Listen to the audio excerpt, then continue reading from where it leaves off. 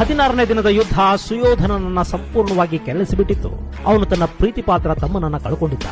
ಹೇಗಾದ್ರೂ ಸರಿ ಪಾಂಡವರ ಅಂತ್ಯ ಆಗಲೇಬೇಕು ಅಂತ ಅವನು ಆರ್ಭಟಿಸಲಾರಂಭಿಸಿದ್ದ.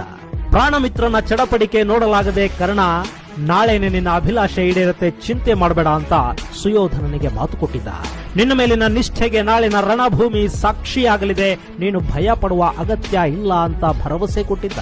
ಕುರು ಸಾರ್ವಭೌಮನ ಶಿಬಿರದಲ್ಲಿ ಅವತ್ತಿನ ರಾತ್ರಿ ಅಸಹನೆ, ದುಃಖ, ಚಡಪಡಿಕೆಯಲ್ಲೇ ಕಳೆದು ಹೋಯಿತು. ಮರುದಿನ ಸೂರ್ಯದೇವ ಮನಸ್ಸಿನಿಂದಲೇ ಉದಯಿಸಿದ ಹಾಗೆ ಕಾಣ್ತಾ ಇತ್ತು. ಬಹುಶಃ ಅವತ್ತು ನಡೆಯಲಿದ್ದ ಘೋರದ ಬಗ್ಗೆ ಸೂರ್ಯದೇವನಿಗೆ ಗೊತ್ತಿತ್ತೇನೋ. ಹೀಗಾಗಿನೇ ಮೋಡದ ಮರೆಯಲ್ಲಿ ಮುದುಡಿ ಕುಳಿತಿದ್ದ ಅವನು ಈಚೆಗೆ ಬರುವ ಧೈರ್ಯವನ್ನೇ ಮಾಡ್ತಿರ್ಲಿಲ್ಲ. ಅದು ಕುರುಕ್ಷೇತ್ರ ಯುದ್ಧದ 17ನೇ ದಿನ. ಮಹಾಪರಾಕ್ರಮಿ ಕರ್ಣ ಯುದ್ಧ ಭೂಮಿಯಲ್ಲಿ ನುಗ್ಗಿ ಬರ್ತಾ ಇದ್ರೆ ಪಾಂಡವ ಸೈನ್ಯ ಥರಗುಟ್ಟಿ ಹೋಗ್ತಿತ್ತು.